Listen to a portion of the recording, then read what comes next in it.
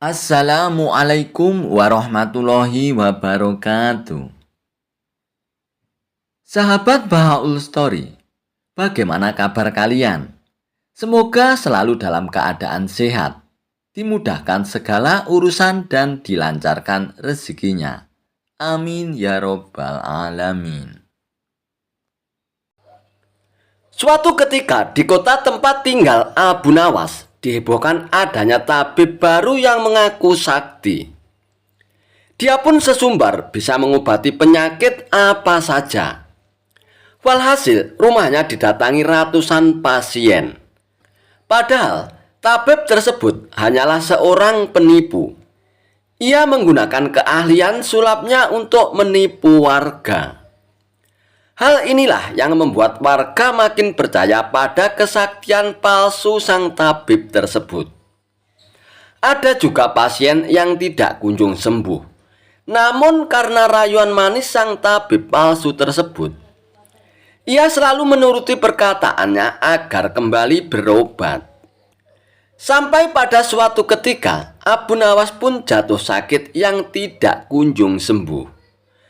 Dan atas saran sang istri, Abu Nawas pun disuruh berobat ke tabib tersebut. Kala itu Abu Nawas belum tahu kalau tabib tersebut adalah seorang penipu. Ia pun menuruti saja saran sang istri. Namun sudah 3 kali berobat, sakit Abu Nawas pun tidak kunjung sembuh. Padahal sekali berobat bayarannya adalah 100 dinar. Dan Abu Nawas sudah menghabiskan uang 300 dinar tanpa ada sedikit pun tanda-tanda kesembuhan pada dirinya. Akibatnya Abu Nawas pun mulai curiga, jangan-jangan tabib itu seorang penipu. Seiring berjalannya waktu, Abu Nawas pun sudah sehat seperti sedia kala. Lalu terbesit dalam benak Abu Nawas untuk mengerjai tabib palsu tersebut. Aku harus mendapatkan 300 dinarku dulu. Tapi bagaimana caranya ya? Tanya Abu Nawas dalam hatinya. Setelah lama berpikir, akhirnya Abu Nawas pun menemukan ide cemerlang. Keesokan harinya, Abu Nawas pun membuka praktek pengobatan. Dan di depan rumahnya dipasang papan bertuliskan sembuh bayar 100 dinar. Kalau tidak sembuh, uang kembali 1000 dinar.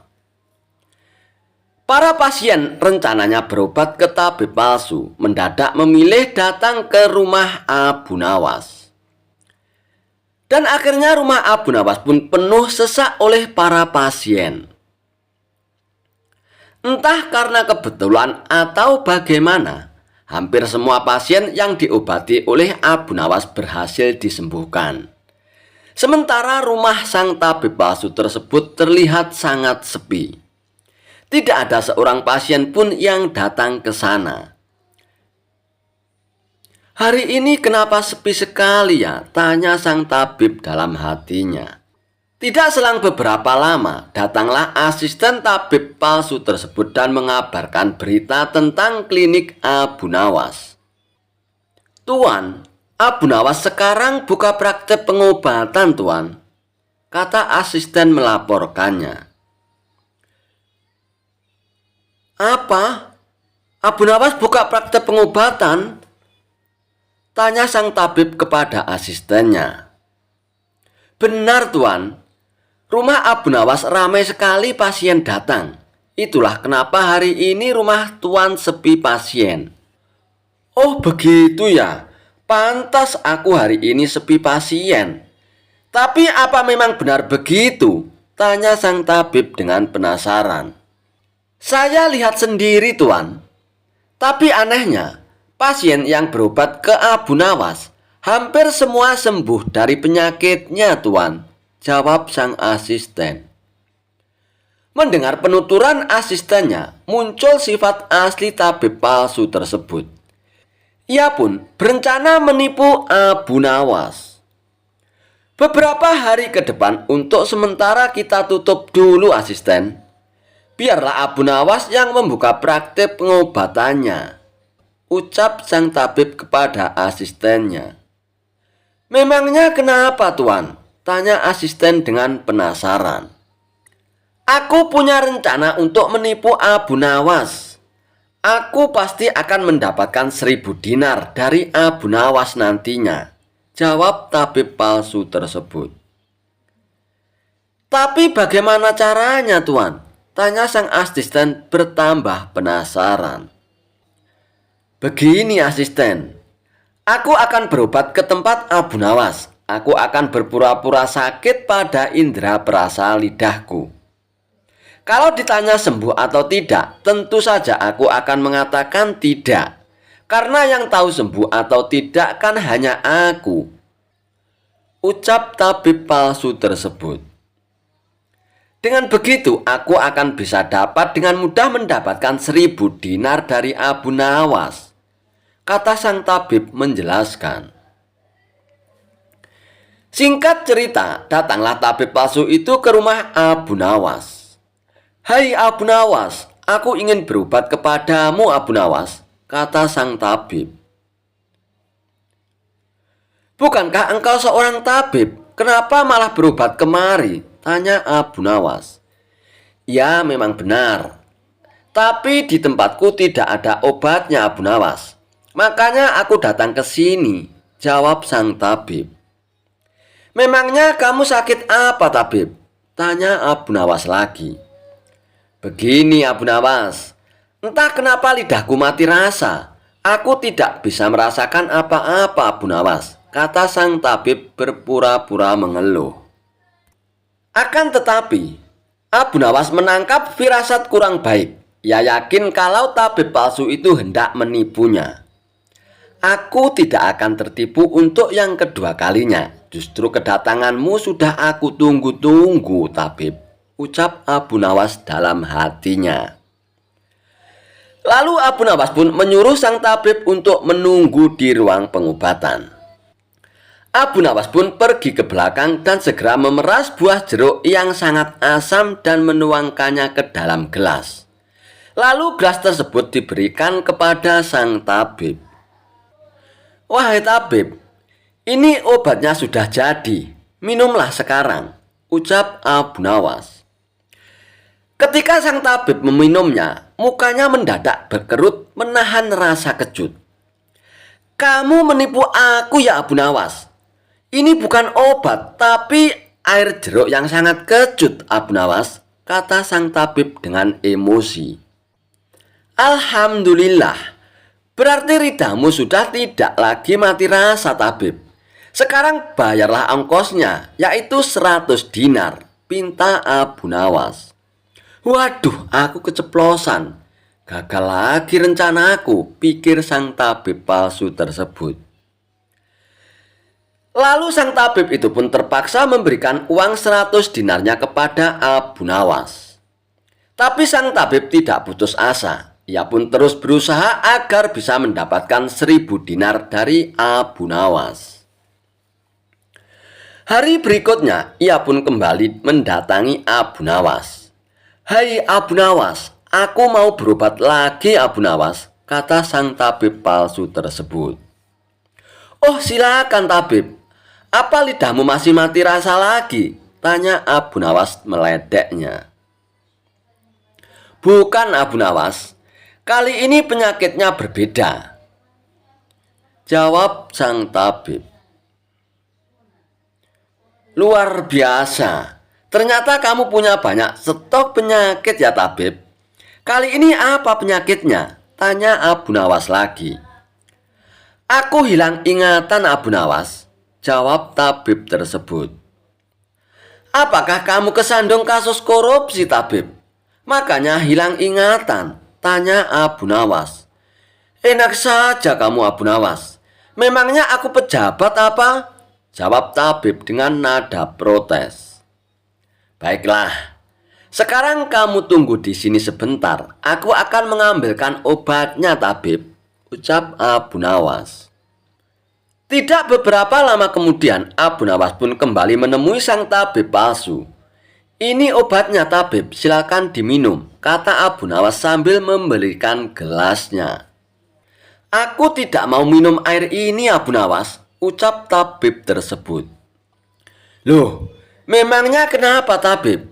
Katanya ingin sembuh, kok tidak mau minum obatnya?" ucap Abu Nawas. "Lah ini kan perasan air jeruk seperti kemarin, Abu Nawas. Aku tidak mau minum," kata sang tabib menolaknya. "Alhamdulillah, tanpa meminumnya pun kamu sudah sembuh, tabib. Sekarang bayar 100 dinar lagi," pinta Abu Nawas. "Sudah sembuh? Sembuh dari mana, Abu Nawas? Apanya yang sembuh? Kamu jangan mengada-ada, Abu Nawas," protes sang tabib tersebut. "Nah, buktinya kamu masih ingat dengan obat yang kemarin aku berikan. Berarti sakit hilang ingatanmu sudah sembuh, tabib," jelas Abu Nawas. Untuk kedua kalinya, rencana sang tabib palsu mengalami kegagalan juga. Mau tidak mau, ia pun harus memberikan uang 100 dinar lagi kepada Abu Nawas. Kurang ajar Abu Nawas, ternyata tidak sebodoh yang kukira, pikir tabib palsu tersebut. Tidak terima dengan dua kegagalan yang dialaminya, tabib palsu itu pun berpikir keras untuk bisa mengalahkan Abu Nawas. Setelah merenung agak lama, akhirnya ia pun mendapatkan ide. "Aku pasti akan berhasil kali ini," ungkap tabib dengan rasa yakin. Kali ini ia pun berpura-pura buta. Si tabib palsu itu pun berjalan ke rumah Abu Nawas dengan bantuan tongkat di tangannya. Setelah tiba di tempat Abu Nawas pun sempat kaget dengan penuh rasa iba. Abu Nawas pun bertanya kepada sang tabib, "Apa yang menimpamu, tabib, dan mengapa kamu bisa seperti ini?" Si tabib palsu itu pun menjawab, "Tolonglah aku, Abu Nawas, mataku tiba-tiba buta, sembuhkanlah aku, Abu Nawas," ucap tabib tersebut. Tabib palsu itu pun kemudian dipersilakan masuk dan duduk di ruang pengobatan oleh Abu Nawas. Setelah mengamati dengan seksama, Abu Nawas pun akhirnya menyadari bahwa itu adalah tipuan belaka. Namun Abu Nawas tidak pernah kehilangan akal. Ia punya cara lain untuk menghadapinya. "Sepertinya penyakit kebutaanmu sudah sangat parah, tabib. Maafkan aku untuk kali ini tidak mampu mengobatinya, tabib," ucap Abu Nawas berpura-pura sedih. Mendengar jawaban tersebut, sang tabib langsung kegirangan. "Akhirnya bisa mengelabui Abu Nawas juga kali ini aku. Terus bagaimana ini, Abu Nawas? Padahal aku berharap banyak kepadamu," kata sang tabib berpura-pura. "Iya, mau bagaimana lagi, tabib? Aku tidak mungkin bisa menyembuhkanmu," jawab Abu Nawas. "Oh, kalau begitu aku akan dapat 1000 dinar darimu dong, Abu Nawas," tanya tabib palsu dengan penuh harap. "Tentu saja, kawan, aku tidak mungkin berdusta," balas Abu Nawas. Kemudian Abu Nawas pun masuk ke dalam rumah untuk mengambil uang. "Ini uangnya 1000 dinar untukmu, tabib," ucap Abu Nawas sambil memberikan uangnya. Tabib palsu itu pun dengan penuh kegirangan menerima uang tersebut. Tapi setelah uangnya dihitung, ia langsung murka. "Hei Abu Nawas, kenapa hanya 10 dinar yang kau berikan?" tegas tabib palsu dengan emosi.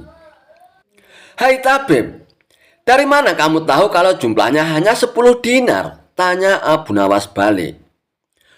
"Uangnya memang ada 10, tapi pecahannya 1 dinar saja ini. Bukan 100 dinar, Abu Nawas. Memangnya aku buta apa?" balas tabib tambah emosi. "Alhamdulillah, sekarang kamu sudah sembuh, tabib," kata Abu Nawas sambil mengambil kembali uangnya. "Maksudmu ini apa, Abu Nawas? Kenapa uangnya diambil lagi? Tanya tabib dengan kebingungan. Loh, kamu kan sudah sembuh. Sekarang sini bayar 100 dinar, pinta Abu Nawas. Sembuh apanya? Kamu jangan mengada-ada lagi, Abu Nawas, protes tabib tersebut. Bukankah kamu kesini katanya mengalami kebutaan? Tapi kamu bisa membedakan mana pecahan 1 dinar dan pecahan 100 dinar. Berarti matamu tidak buta lagi dan kamu sekarang bisa melihat, tabib. Jelas Abu Nawas. Tabib palsu itu pun tidak bisa berkata apa-apa lagi. Ia pun terpaksa memberikan uang 100 dinar lagi kepada Abu Nawas. Dan ia pun akhirnya pergi dengan perasaan kecewa.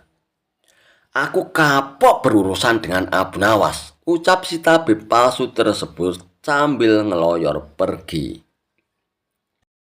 Kisah Abu Nawas menjadi dukun dadakan. Tidak akan pernah habis akal busuk Abu Dahi untuk mencelakai Abu Nawas. Entah apa yang diinginkan oleh Abu Dahi dengan memfitnah Abu Nawas kali ini.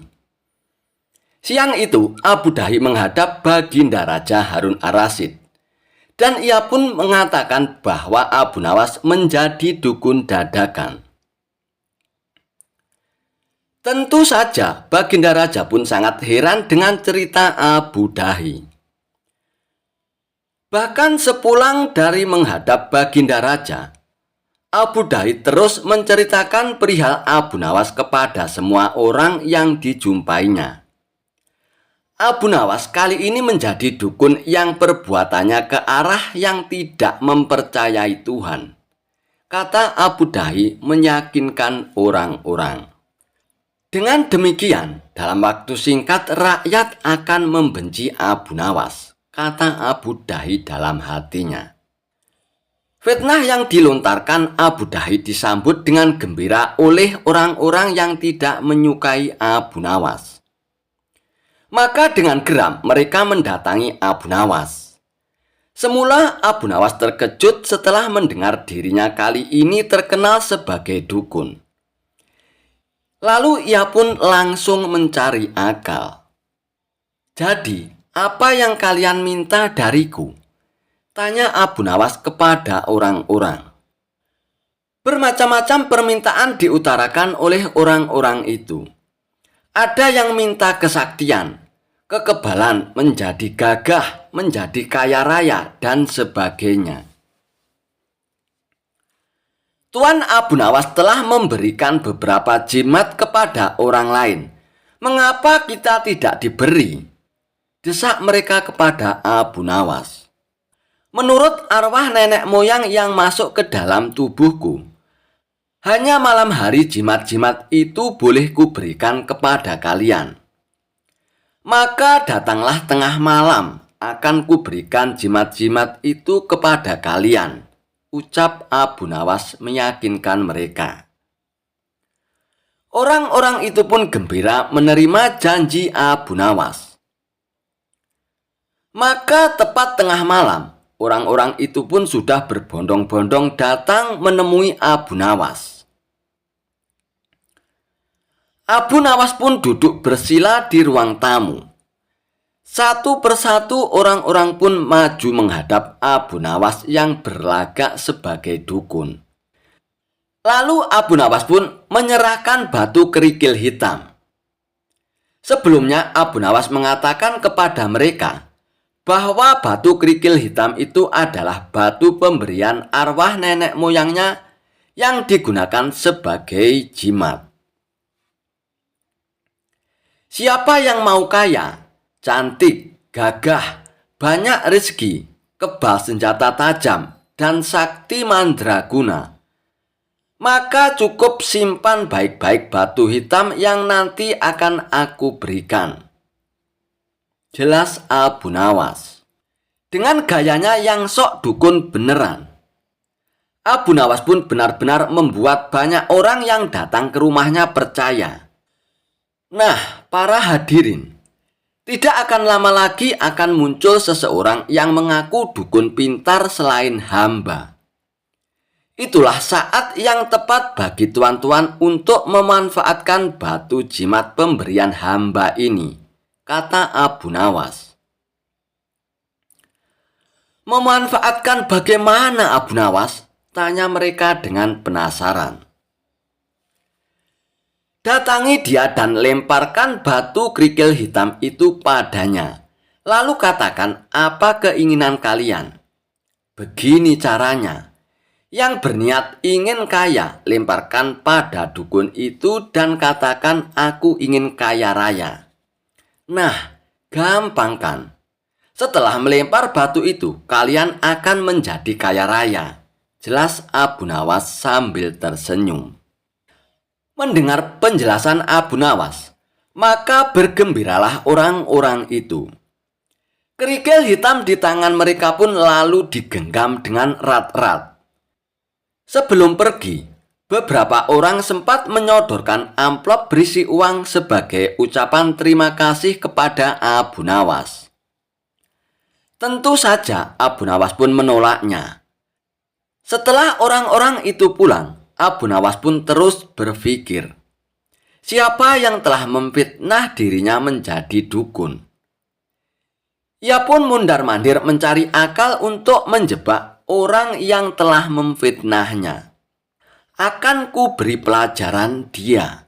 Barang siapa yang menggali lubang, dia sendiri yang akan terperosok ke dalamnya, kata Abu Nawas dalam hatinya. Dari hari ke hari, Abu Nawas makin terkenal menjadi dukun. Ia selalu dikunjungi banyak orang. Orang-orang yang datang selalu memberi uang kepadanya. Tentu saja Abu Nawas menolaknya, sambil mengatakan bahwa ia selalu mendapatkan uang sekeranjang setiap harinya. Hamba sekarang kaya raya melebihi Baginda Raja. Bayangkan, sekeranjang uang emas hamba dapatkan dari pekerjaan hamba menjadi dukun, kata Abu Nawas kepada setiap orang yang dijumpainya. Perihal Abu Nawas mendapat sekeranjang uang emas setiap harinya, sampai juga ke telinga Abu Dahi. Hingga membuat hati Abu Dahi pun menjadi panas. Kurang ajar Abu Nawas. Maksudku memfitnah Abu Nawas agar dijauhi rakyat dan Baginda Raja. Malah ia menjadi kaya raya, geram Abu Dahi dalam hatinya. Lalu timbullah pikiran licik Abu Dahi.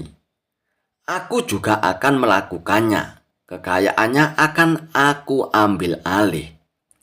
Kemudian, ia pun memerintahkan orang-orangnya untuk keluar masuk kampung guna menyampaikan kabar bahwa Abu Dahi menjadi dukun hebat. Mendengar kabar itu, orang-orang yang menyimpan batu-batu jimat pemberian Abu Nawas langsung bersiap-siap. Ketika Abu Dahi muncul di halaman rumahnya dengan pakaian ala dukun, datanglah mereka secara berbondong-bondong. Abu Dahi tampak gembira dengan menyambut mereka dengan senyuman. Namun betapa terkejutnya Abu Dahi ketika secara bersamaan orang-orang yang datang tersebut mengeluarkan batu-batu kerikil hitam dan melemparkannya ke arah Abu Dahi disertai dengan permintaan. Aku ingin kaya, aku ingin kebal. Aku ingin gagah dan tampan, teriak mereka. Ya, sahut Abu Dahi sambil mengelak dari lemparan batu itu. Ia pun langsung mengambil langkah 1000 dan masuk ke dalam rumah. Akan tetapi orang-orang itu terus saja melempari rumah Abu Dahi sambil berteriak-teriak. Setelah puas, orang-orang itu pun pulang ke rumah masing-masing dengan wajah berbinar-binar. Tinggallah Abu Dahi yang tidak habis pikir, mengapa orang-orang itu melemparinya. Abu Nawas yang melihat kejadian itu hanya tersenyum kejut. Ia bukan senang melihat Abu Dahi dilempari batu-batu kerikil hitam oleh orang-orang. Akan tetapi, Ia ingin menyadarkan sifat buruk Abu Dahi. Kisah Abu Nawas mengalahkan jin raksasa. Kisah Abu Nawas kali ini berawal dari ada jin raksasa jahat yang menghuni gua angker di sebuah perbukitan kecil yang tak jauh dari pemukiman warga. Konon jin raksasa ini terkenal sangat jahat. Siapa saja yang berani mendekati gua tempat tinggalnya, maka akan dibunuhnya dengan cara yang sadis. Suatu hari, Abu Nawas akan melakukan perjalanan yang kebetulan harus melewati perbukitan, yang merupakan daerah tempat tinggal jin raksasa jahat tersebut. Salah seorang warga setempat melarang niat Abu Nawas ini. "Tuan, lebih baik urungkan niat Tuan, carilah jalan lain saja," kata warga tersebut. "Memangnya kenapa, Tuan?" tanya Abu Nawas dengan penasaran. "Perbukitan itu sangat angker, Tuan. Ada jin raksasa yang jahat. Dia tidak segan-segan membunuh siapa saja yang berani ke sana," jawab warga tersebut. Setelah mendengar penuturan warga itu, Abu Nawas pun sejenak termenung. Tapi ini adalah jalan satu-satunya. Tidak ada jalan lain lagi, pikir Abu Nawas. Setelah berpikir matang-matang, dengan segenap keberaniannya Abu Nawas pun nekat melewati perbukitan kecil tersebut. Dan benar saja, baru beberapa langkah menginjakkan kaki di sana, tiba-tiba muncul sosok makhluk raksasa yang tidak lain adalah jin jahat. "Hai manusia, lancang sekali kamu kemari. Kamu mau cari mati ya?" bentak jin raksasa jahat itu. "Tidak, aku hanya numpang lewat, karena ini adalah jalan satu-satunya," jawab Abu Nawas. "Kamu tahu tidak, ini adalah daerah kekuasaanku. Siapapun dilarang lewat sini," kata jin raksasa itu memberitahu kepada Abu Nawas. "Bukankah ini adalah bumi Allah? Kamu tidak ada hak untuk melarangku," balas Abu Nawas. "Oh, jadi kamu menantangku ya? Akan aku hancurkan tubuhmu," ancam jin raksasa itu. "Baik, silakan mencobanya, tapi aku bisa mengalahkanmu. Aku sangat perkasa lebih dari yang kau bayangkan," sahut Abu Nawas tidak mau kalah. "Omong kosong, kau pasti orang sufi ya, makanya berani menantangku. Orang-orang sufi itu hanya terpikat pada masalah rohani. Kau tidak akan bisa mengalahkanku, sebab aku memiliki kekuatan. Wujudku 30 kali lipat lebih besar darimu," ucap jin raksasa jahat tersebut. "Wujudmu memang lebih besar dariku, tapi itu tidak menjamin kau lebih perkasa.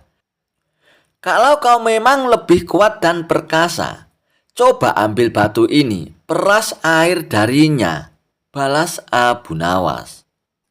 Abu Nawas pun lalu mengambil sebutir batu kecil dan diberikan kepada jin raksasa jahat itu. Seketika batu kecil itu pun lebur dalam genggaman jin raksasa tersebut. Akan tetapi tidak setetes air pun yang keluar. Lalu jin raksasa itu pun mencoba mengulanginya beberapa kali dengan batu yang lain. Tapi usahanya hanya sia-sia saja. Akhirnya jin raksasa itu pun menyerah. "Ini mustahil, tidak mungkin ada air di dalam batu. Coba kau tunjukkan kalau batu ini memang ada airnya," kata jin raksasa itu kepada Abu Nawas dengan rasa penasaran.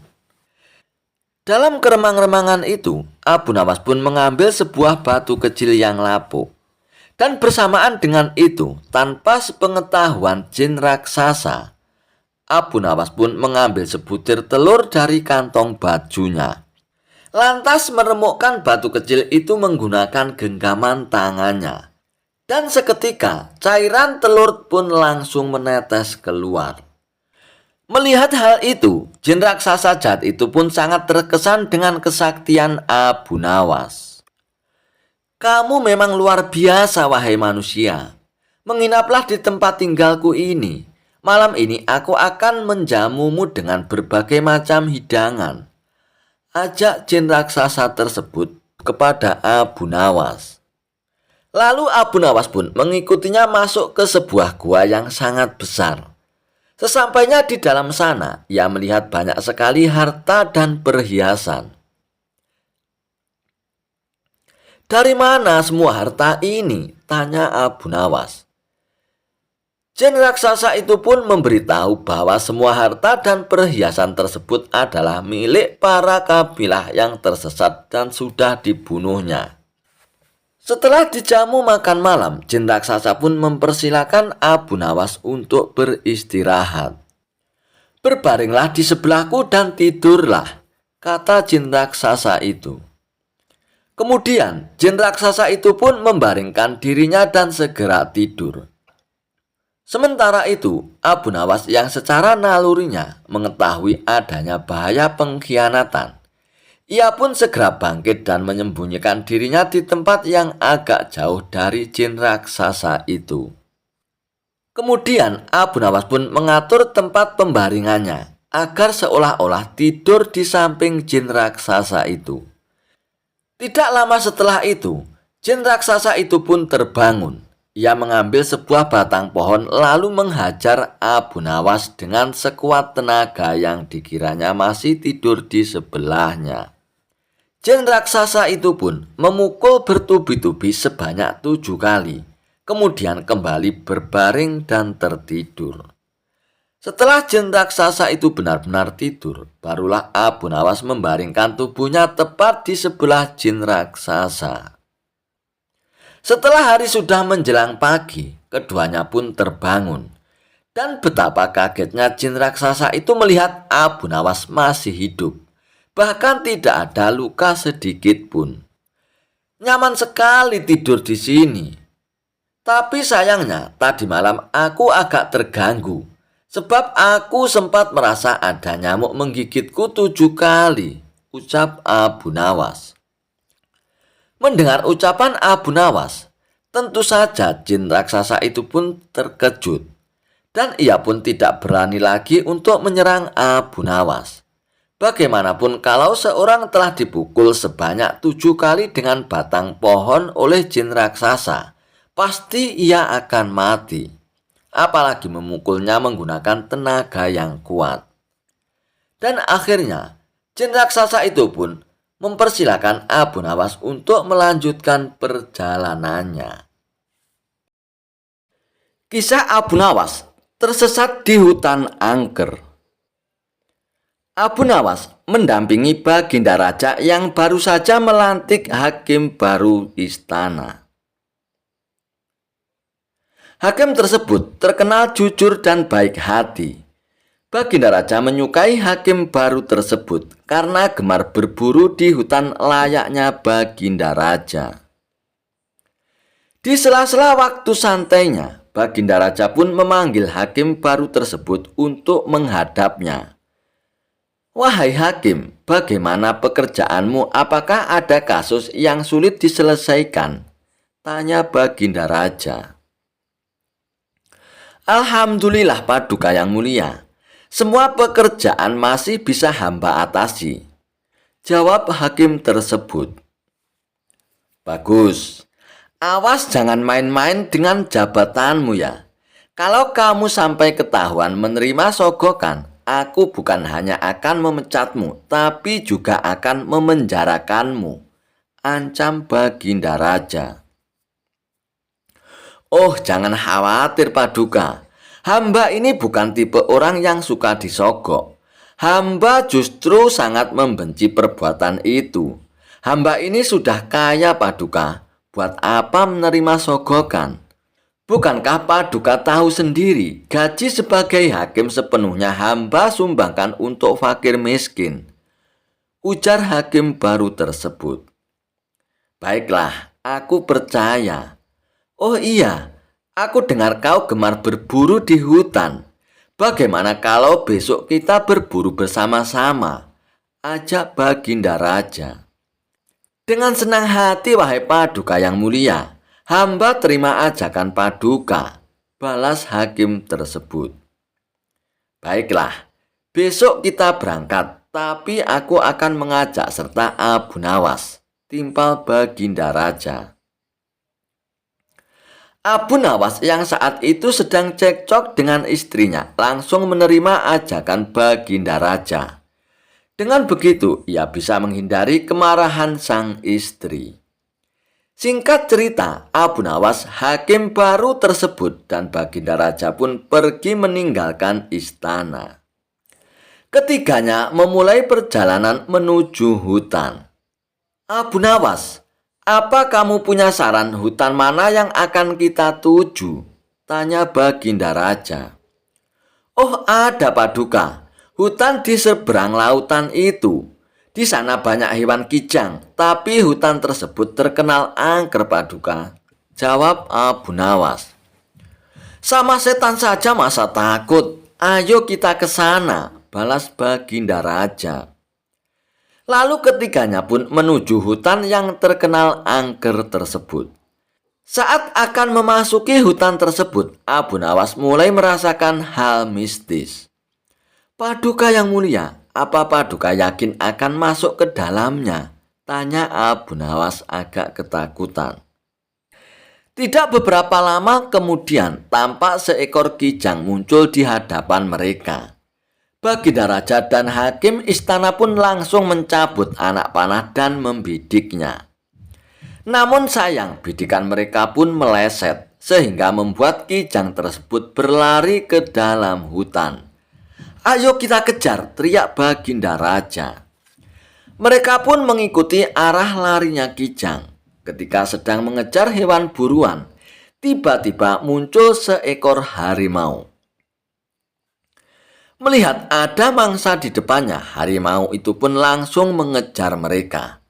Baginda Raja dan Abu Nawas serta hakim istana pun spontan berlari menghindari kejaran harimau tersebut.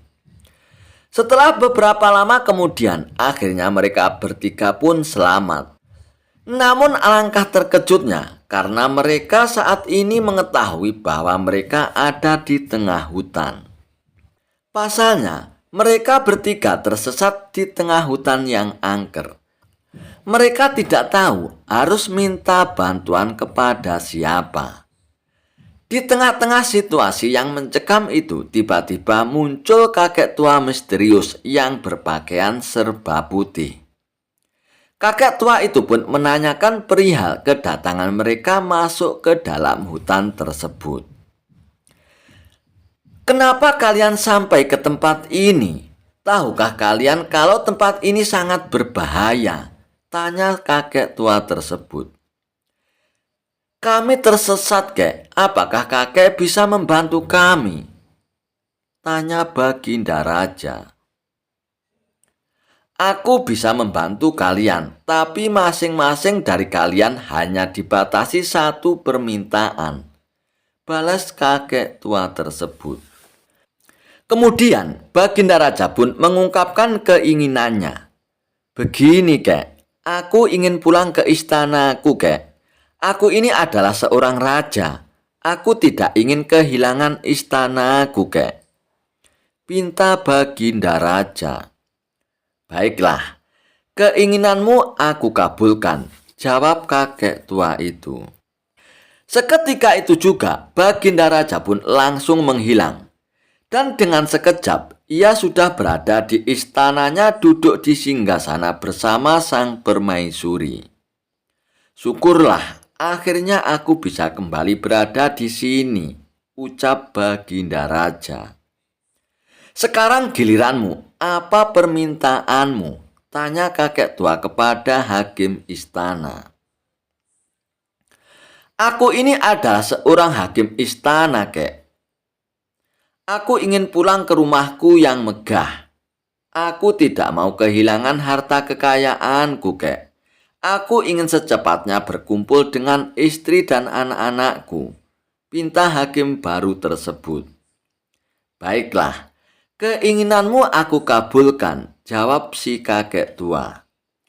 Seketika itu juga hakim istana pun langsung menghilang dan berada di rumah megahnya berkumpul dengan istri dan anak-anaknya.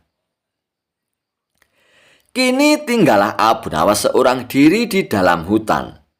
Sekarang giliranmu, apa permintaanmu? Tanya kakek tua kepada Abu Nawas.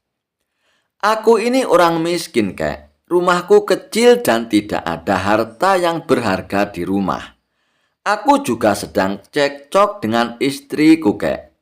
Aku tidak tahan dengan omelannya. Hal inilah yang membuatku tidak betah di rumah, kek. Jadi aku minta supaya Baginda Raja dan hakim istana dikembalikan ke sini untuk menemaniku, kek. Pinta Abu Nawas. Seketika itu juga permintaan Abu Nawas pun terkabulkan. Baginda Raja dan hakim istana pun tiba-tiba kembali berada di samping Abu Nawas. Hakim istana dan Baginda Raja pun terkejut dengan kejadian ini. Kenapa kami bisa kembali ke sini, kek? Tanya Baginda Raja dan hakim istana. Itu atas permintaan kawanmu. Katanya dia sedang tidak betah di rumah. Dia ingin kalian berdua menemaninya di sini. Jawab kakek tua itu. Abu Nawas, kamu memang kurang ajar, teriak hakim istana dan Baginda Raja. Sementara si kakek tua misterius itu pun langsung menghilang dari hadapan mereka. Kisah Abu Nawas membangun istana di awan. Abu Nawas belum kembali. Kata istrinya, ia bersama seorang pendeta dan seorang ahli yoga sedang melakukan pengembaraan suci. Padahal saat itu, Baginda amat membutuhkan bantuan Abu Nawas. Beberapa hari terakhir ini, Baginda merencanakan membangun istana di awang-awang karena sebagian dari raja-raja negeri bersahabat telah membangun bangunan-bangunan yang luar biasa.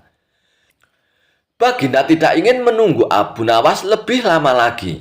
Beliau mengutus beberapa orang kepercayaannya untuk mencari Abu Nawas. Mereka tidak berhasil menemukan Abu Nawas karena Abu Nawas ternyata sudah berada di rumah ketika mereka baru berangkat. Abu Nawas pun menghadap Baginda Raja Harun Ar-Rasyid. Baginda pun amat riang. Saking gembiranya, beliau mengajak Abu Nawas bergurau. Setelah saling tukar-menukar cerita-cerita yang lucu, lalu Baginda mulai mengutarakan rencananya. Aku sangat ingin membangun istana di awang-awang, agar aku lebih terkenal di antara raja-raja yang lain. Adakah kemungkinan keinginanku itu terwujud, Abu Nawas? Tanya Baginda Raja kepada Abu Nawas. Tidak ada yang tidak mungkin dilakukan di dunia ini, Paduka. Kata Abu Nawas berusaha mengikuti arahan pembicaraan Baginda Raja. Kalau menurutmu hal itu tidak mustahil diwujudkan, maka aku serahkan sepenuhnya tugas ini kepadamu, kata Baginda puas. Abu Nawas pun terperanjat. Ia menyesal telah mengatakan kemungkinan mewujudkan istana di awang-awang. Tetapi nasi telah menjadi bubur. Kata-kata yang telah terlanjur didengar oleh Baginda tidak mungkin ditarik kembali. Baginda pun memberi waktu Abu Nawas beberapa minggu. Dan rasanya tak ada yang lebih berat lagi bagi Abu Nawas kecuali tugas yang diembannya. Jangankan membangun istana di langit, membangun sebuah gubuk kecil pun sudah merupakan hal yang mustahil dikerjakan. Hanya Tuhan sajalah yang mampu untuk melakukannya, gumam Abu Nawas dalam hatinya. Hari-hari berlalu seperti biasa, tak ada yang dikerjakan oleh Abu Nawas, kecuali memikirkan bagaimana membuat Baginda Raja yakin kalau yang dibangun itu benar-benar istana di langit. Seluruh ingatannya dikerahkan dan dihubung-hubungkan. Abu Nawas bahkan berusaha menjangkau masa kanak-kanaknya, sampai ia teringat bahwa dulu ia pernah bermain layang-layang. Dan inilah yang membuat Abu Nawas girang. Abu Nawas tidak menyia-nyiakan waktu lagi. Ia bersama beberapa kawannya merancang layang-layang raksasa terbentuk persegi 4. Dan setelah selesai, baru Abu Nawas melukis pintu-pintu serta jendela-jendela dan ornamen-ornamen lainnya. Ketika semuanya telah selesai, Abu Nawas dan kawan-kawannya menerbangkan layang-layang raksasa itu dari suatu tempat yang dirahasiakan. Begitu layang-layang raksasa terbentuk, istana itu mengapung di angkasa. Penduduk negeri gempar, Baginda Raja girang bukan kepalang. Benarkah Abu Nawas berhasil membangun istana di langit? Dengan tidak sabar, beliau didampingi beberapa orang pengawal bergegas menemui Abu Nawas.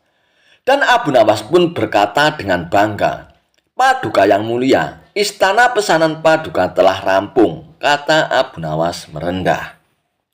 "Engkau benar-benar hebat, Abu Nawas," kata Baginda memuji Abu Nawas. "Terima kasih Baginda yang mulia," kata Abu Nawas. "Lalu bagaimana caranya aku ke istana?" tanya Baginda Raja. "Dengan tambang Paduka yang mulia," kata Abu Nawas dengan tenangnya.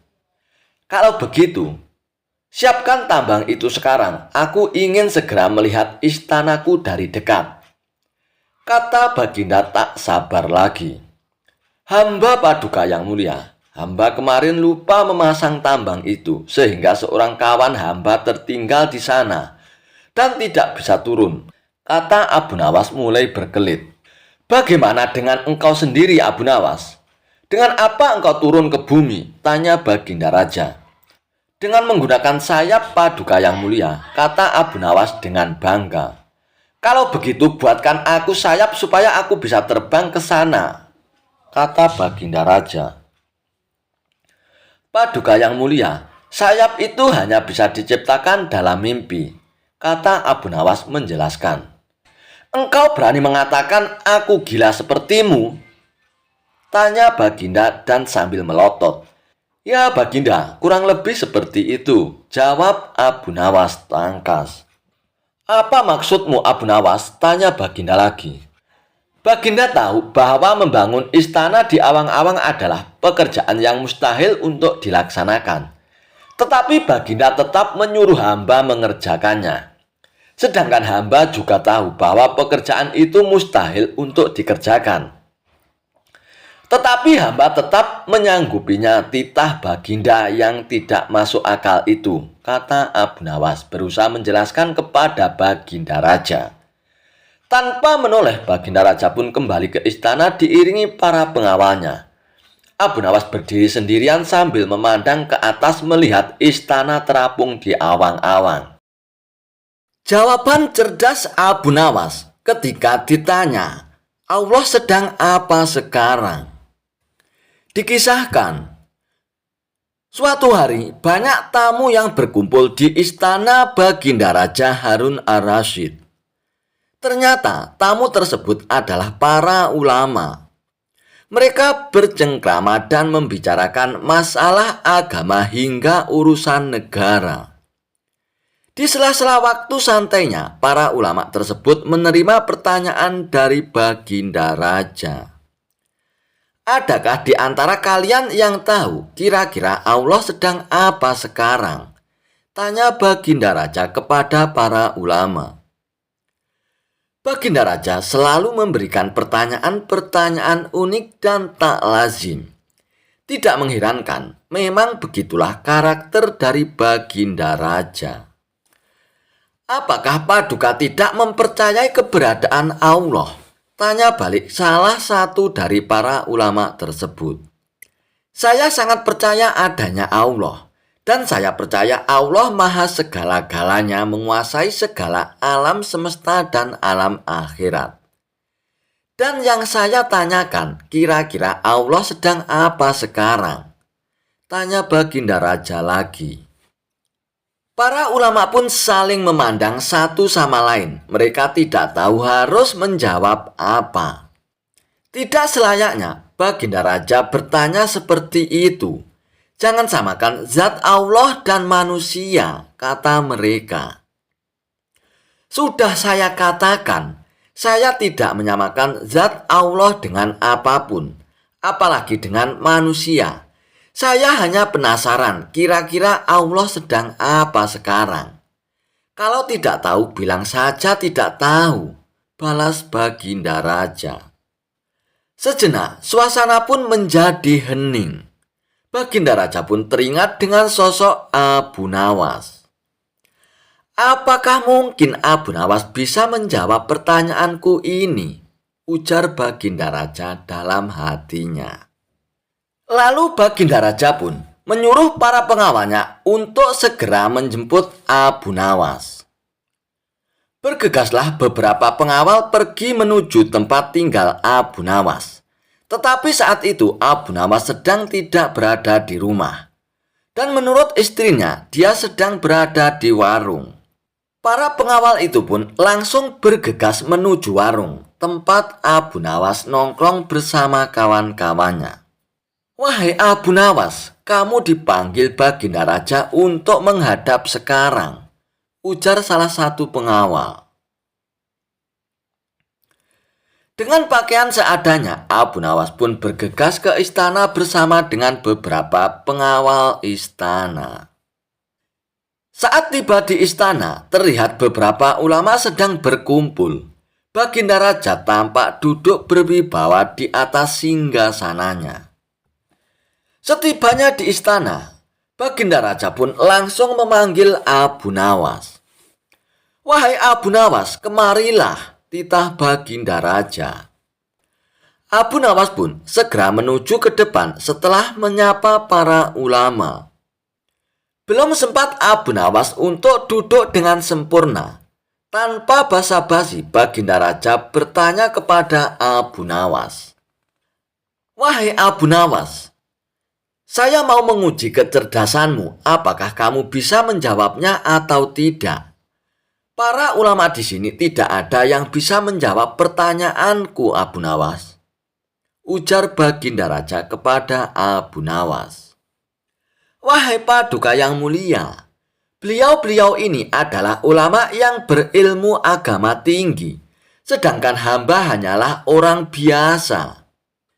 Tidak pantas rasanya kalau saya menjawab pertanyaan Paduka yang mulia, sahut Abu Nawas. Namun, jika berkenan, pertanyaan seperti apakah yang Paduka tanyakan? Sambung Abu Nawas. Tadi saya bertanya kepada para ulama di sini, kira-kira Allah sedang apa sekarang? Tapi tidak ada satupun yang bisa menjawabnya, Abu Nawas. Apakah kamu tahu Allah sedang apa sekarang? Tanya Baginda Raja dengan penasaran. Sejenak Abu Nawas pun terdiam mendengar pertanyaan yang dilontarkan oleh Baginda Raja. Saya bisa menjawabnya, Paduka, tapi ada syaratnya, ujar Abu Nawas. Dengan sedikit terkejut, Baginda Raja pun menjawab, apa syaratnya, Abu Nawas? Syaratnya adalah saya harus duduk di singgasana Baginda Raja, dan Baginda Raja harus duduk di bawah bersama para ulama, jawab Abu Nawas. Baginda Raja pun menuruti permintaan Abu Nawas karena penasaran, meskipun agak heran dengan permintaan tersebut. Setelah menduduki singgasana Baginda Raja, Abu Nawas pun berkata dengan lantang, kalau Baginda Raja ingin tahu Allah sedang apa sekarang, saksikanlah Allah sedang mengangkat Abu Nawas jadi raja dan Harun ar-Rasyid jadi rakyat biasa. Mendengar jawaban Abu Nawas, Baginda Raja pun tertawa dan diiringi oleh para ulama yang sedang duduk di samping Baginda Raja.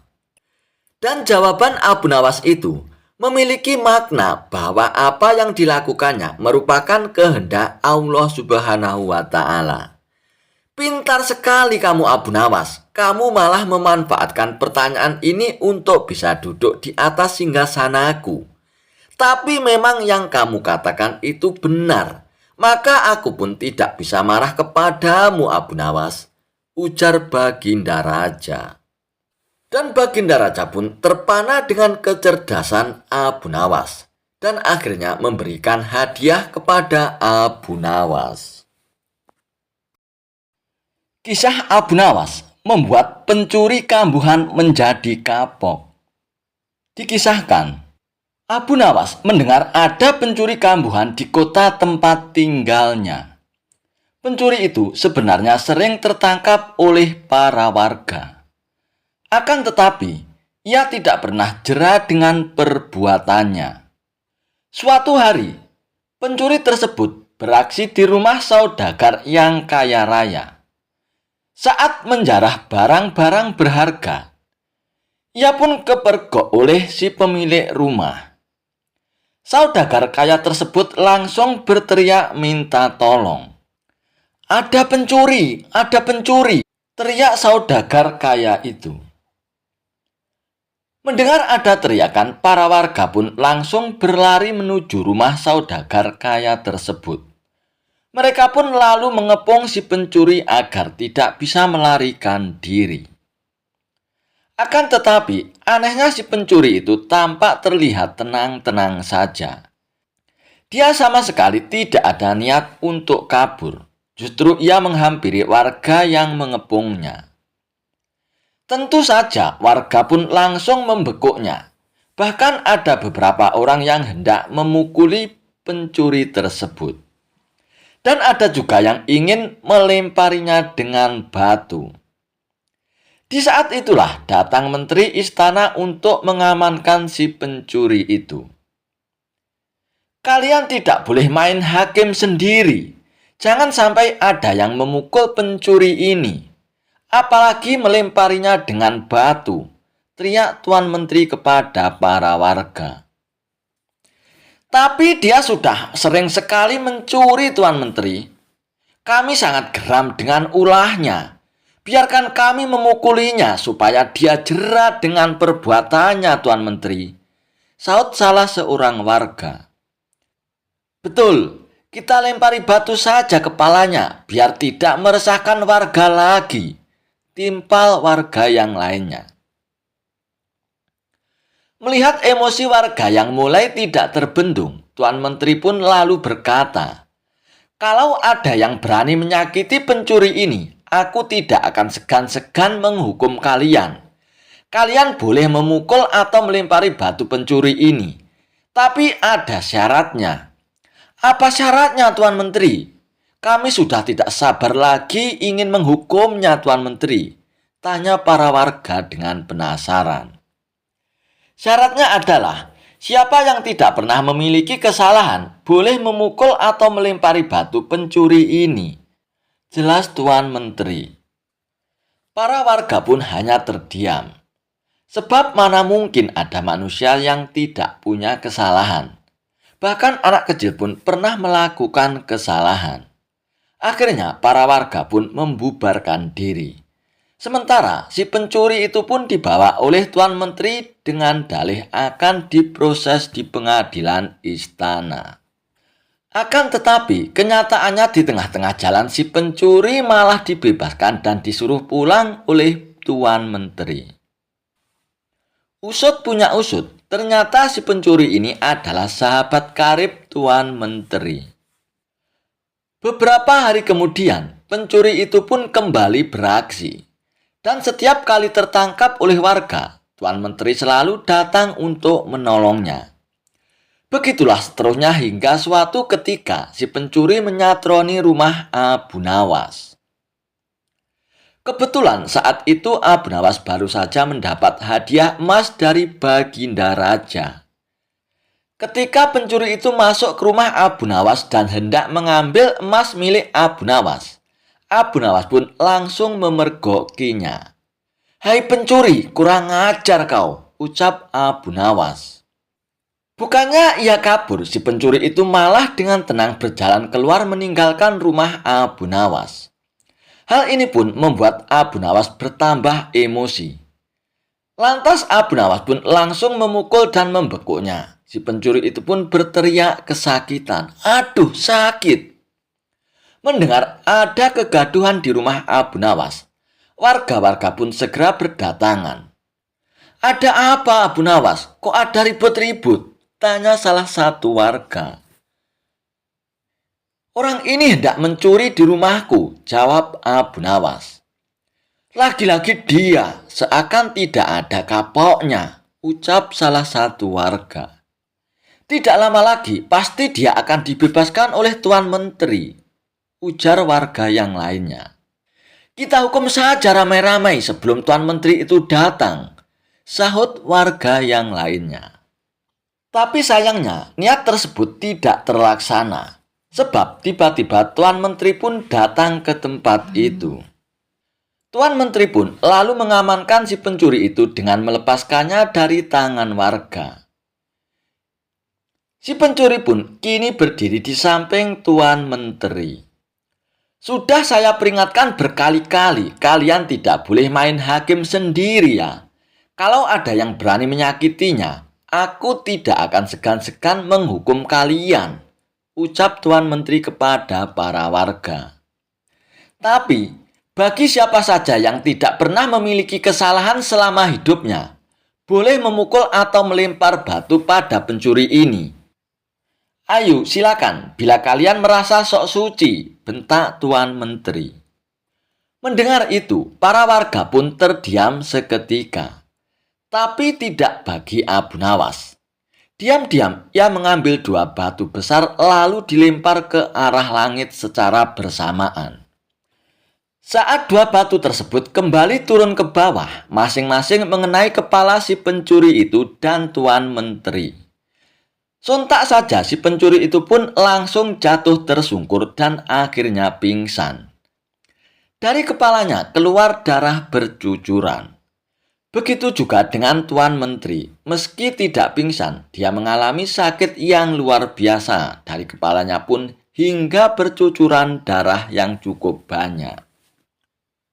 "Kurang ajar, siapa yang berani berbuat lancang melempar batu ini?" teriak Tuan Menteri penuh emosi. Dikarenakan takut menjadi sasaran amukan Tuan Menteri, para warga pun langsung menunjuk Abu Nawaslah pelakunya. "Kurang ajar kau, Abu Nawas, kau akan mendapat hukuman berat," bentak Tuan Menteri. "Salahku di mana, Tuan Menteri? Kenapa tiba-tiba aku mau dihukum?" tanya Abu Nawas berpura-pura. "Kamu telah berani melempar kepalaku dengan batu," jawab Tuan Menteri. "Oh itu ya. Bukankah tadinya Tuan Menteri mengatakan sendiri, siapa saja yang tidak pernah bersalah selama hidupnya boleh melempari si pencuri dengan batu?" balas Abu Nawas. "Jadi kau merasa kalau kamu tidak pernah salah ya, Abu Nawas? Jangan sok suci kamu," hardik Tuan Menteri. "Justru itu, Tuan Menteri, karena aku orang yang pernah berbuat salah. Makanya aku minta bantuan malaikat langit. Aku berikan dia 2 batu dengan cara melemparnya ke atas. Dan ketika malaikat langit mengembalikan batu ke bawah, ternyata yang kena bukan hanya pencuri, tapi Tuan Menteri juga ikut terkena. Mungkin malaikat langit lebih tahu bila selama ini Tuan Menteri bersekongkol dengan pencuri itu," kata Abu Nawas. Mendengar itu, Tuan Menteri pun tidak bisa berkata apa-apa. Tetapi ia memendam amarah kepada Abu Nawas. Tuan Menteri ingin menghukumnya saat itu juga karena perkataan yang diucapkan oleh Abu Nawas hanya dibuat-buat. Belum sempat Tuan Menteri memerintahkan pengawalnya untuk menangkap Abu Nawas. Tiba-tiba Abu Nawas berkata lagi, "Kalau besok-besok dia sampai kedapatan mencuri lagi dan Tuan Menteri menolong dengan alasan akan mengamankannya, maka batu ini bukan hanya aku akan berikan kepada malaikat langit, tetapi aku akan berikan juga kepada Baginda Raja," ancam Abu Nawas. Mendengar perkataan tersebut, nyali Tuan Menteri pun mendadak ciut. Tuan Menteri yang tadinya bersikap garang mendadak berubah menjadi santun. Sebab ia tahu betul betapa dekatnya Abu Nawas dengan Baginda Raja. "Maafkan aku, Tuan Abu Nawas. Aku pastikan kali ini pencuri ini akan mendapatkan hukuman, kata Tuan Menteri. Dan sejak saat itulah, akhirnya pencuri itu pun menjadi jerat dan tidak mengulangi perbuatannya karena Tuan Menteri sudah tidak berani melindunginya. Kisah Abu Nawas melawan 5 pastor yang sombong. Dikisahkan, pada suatu hari di negeri yang jauh, 5 orang pastor terkenal sebagai orang yang sangat sombong. Mereka menganggap bahwa agama mereka yang paling benar, sementara agama lain adalah salah. Ketika mendengar nama Abu Nawas, mereka merasa tertantang dan memutuskan untuk mendatanginya dengan niat untuk mempermalukannya. Singkat cerita, mereka pun mendatangi Abu Nawas. "Hei Abu Nawas, jika kau mampu mengalahkan kami berlima, kami akan mengakui kebenaranmu," kata salah seorang pastor dengan nada congkak. "Baiklah," jawab Abu Nawas dengan tenang sambil tersenyum. "Jika aku kalah, aku akan mengikuti apa yang kalian yakini," ujar Abu Nawas. Kerumunan pun mulai berkumpul, tertarik ingin menyaksikan bagaimana kecerdasan Abu Nawas menghadapi 5 pastor tersebut. Pastor pertama pun maju dan berkata, "Hei Abu Nawas, kau bilang Tuhan itu Esa dan Maha Kuasa. Jika Tuhan Maha Kuasa, kenapa Tuhan tidak menciptakan dunia tanpa penderitaan?" Abu Nawas pun tersenyum bijak, lalu berkata, "Pernahkah kau melihat pedang yang tajam?" "Ya, kami melihatnya," jawab pastor itu. "Jika pedang itu dibuat untuk pajangan saja dan tidak pernah dipakai untuk berperang, apakah kau tahu seberapa kuat dan tajamnya pedang itu?" tanya Abu Nawas. "Ya tentu tidak tahulah," jawab pastor itu mulai bingung. Nah, begitu pula dengan manusia. Tuhan memberikan ujian dan penderitaan agar manusia menunjukkan kekuatan iman dan kesabarannya. Sebab tanpa ujian manusia tidak akan pernah tahu seberapa besar keimanan mereka kepada Tuhan. Mendengar itu, pastor pertama pun terdiam dan tidak bisa membantah Abu Nawas. Lalu pastor kedua pun maju dan berkata, "Kalau Tuhan itu ada, mengapa Dia tidak menunjukkan dirinya kepada kita?" Abu Nawas pun tertawa kecil. "Kau tahu cahaya matahari kan?" "Ya," jawab pastor kedua. "Bisakah kau menatap matahari langsung dalam waktu yang lama tanpa merasa sakit di mata?" tanya Abu Nawas. "Ya tentu tidak bisalah," jawab pastor itu semakin bingung. Nah, begitu pula dengan Tuhan. Kita tidak bisa melihatnya dengan mata kita, karena keagungan dan kemuliaannya jauh lebih dahsyat dari cahaya matahari. Tapi kita bisa merasakan kehadirannya lewat segala ciptaannya di dunia ini. Mendengar itu, pastor kedua pun terdiam kehabisan kata-kata. Lalu pastor ketiga pun mencoba menyerang dari sudut yang lain. "Hei Abu Nawas, jika kau bilang Tuhan itu Esa, bagaimana mungkin Dia menciptakan begitu banyak makhluk yang berbeda-beda?" Abu Nawas pun tersenyum lebar. "Coba lihat dirimu dan kawan-kawanmu. Bukankah kalian berbeda-beda? Wajah kalian berbeda, tinggi kalian berbeda, bahkan suara kalian pun juga berbeda. Tapi kalian kan tetap manusia. Ya iyalah Abu Nawas, kami adalah manusia, jawab pastor ketiga. Nah, begitu pula dengan Tuhan. Dia Esa, tapi kekuasaannya meliputi segala ciptaannya yang berbeda-beda. Tuhan menciptakan langit dan bumi, manusia dan hewan, siang dan malam. Karena keesaannya justru terbukti dari kebesaran ciptaannya. Terang Abu Nawas. Mendengar itu, pastor ketiga pun hanya bisa mengangguk-anggukkan kepalanya. Giliran pastor keempat, ia pun mulai cemas, tapi tetap mencoba peruntungannya. Lalu bagaimana kau bisa yakin bahwa surga dan neraka itu benar-benar ada? Abu Nawas pun mengambil air dingin dan semangkuk sup panas, lalu berkata, "Mana yang lebih menyegarkan di saat kamu sedang kehausan?" "Tentu saja air dinginlah," jawab pastor keempat. "Dan mana yang membuatmu tidak nyaman jika kau memasukkan tangan ke dalamnya?" tanya Abu Nawas.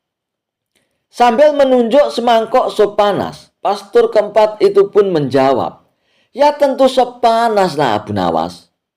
Nah, itulah bukti sederhana.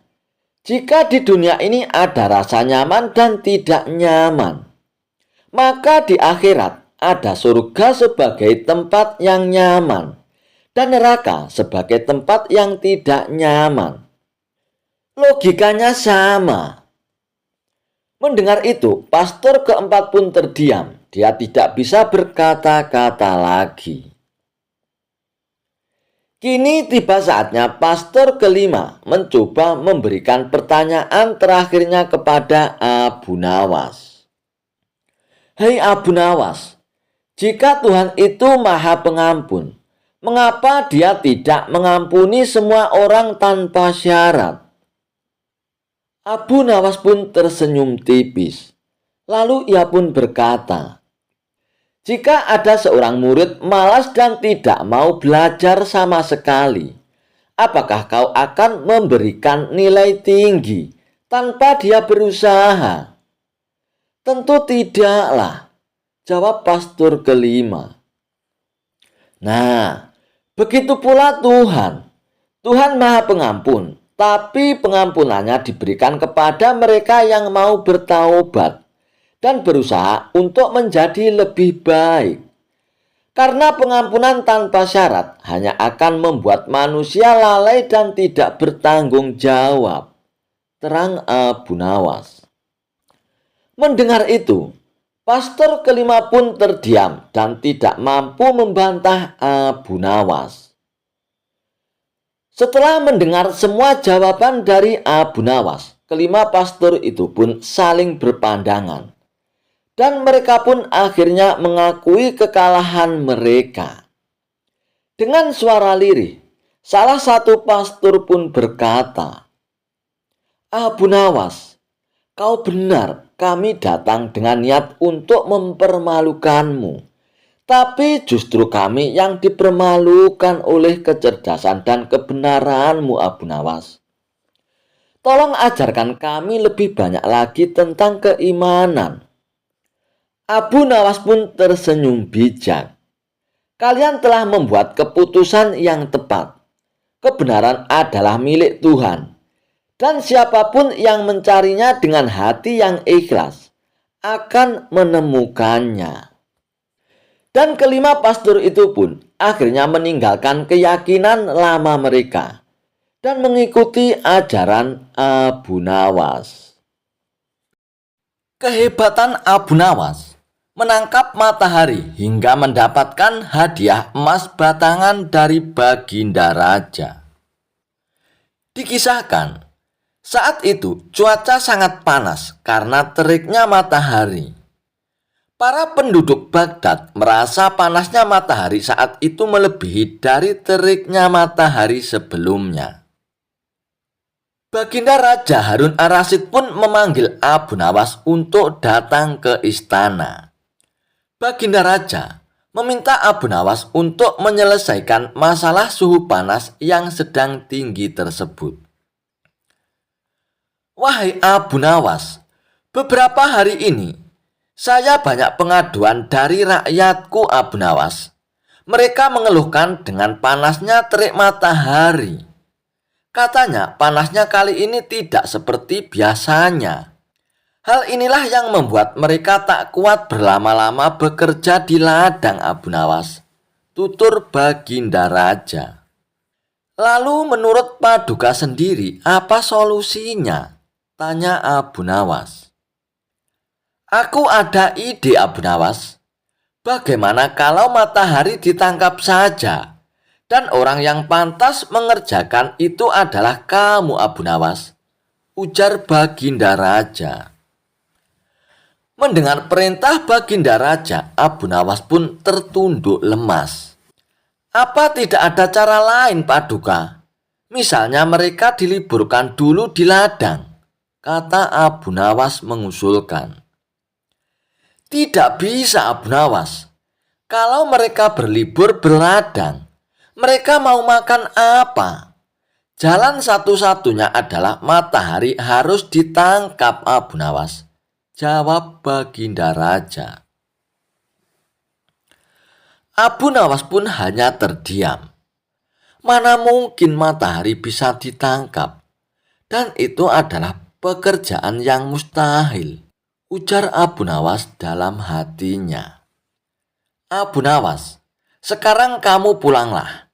Dan besok kamu harus kembali ke sini untuk menangkap matahari. Kalau kamu tidak bisa melakukannya, kamu akan menerima hukuman. Dan jika kamu dapat melakukannya, kamu akan mendapatkan hadiah emas batangan dariku Abu Nawas, ucap Baginda Raja. Lalu Abu Nawas pun pulang ke rumahnya. Setibanya di rumah, Abu Nawas pun terus memikirkan cara agar dirinya dapat lepas dari hukuman Baginda Raja. Ia pun terus berpikir hingga tengah malam. Lebih baik aku sholat isya dulu. Kalau tidak aku nanti malah ketiduran, pikir Abu Nawas. Abu Nawas pun lalu menuju kolam untuk mengambil air wudhu. Saat ia hendak mengambil air wudhu, bayangan dirinya ada di dalam air tersebut. Dan dari situlah akhirnya Abu Nawas pun mendapatkan ide yang cemerlang untuk menjalankan perintah Baginda Raja. Dan keesokan harinya, dengan wajah ceria, Abu Nawas pun pergi ke istana menghadap Baginda Raja.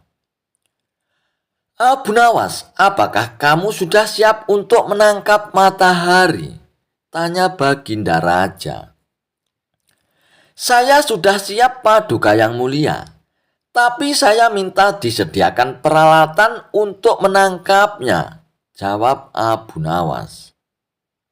Apa yang kau butuhkan Abu Nawas? Katakan saja, nanti prajurit akan menyiapkannya, jawab Baginda Raja.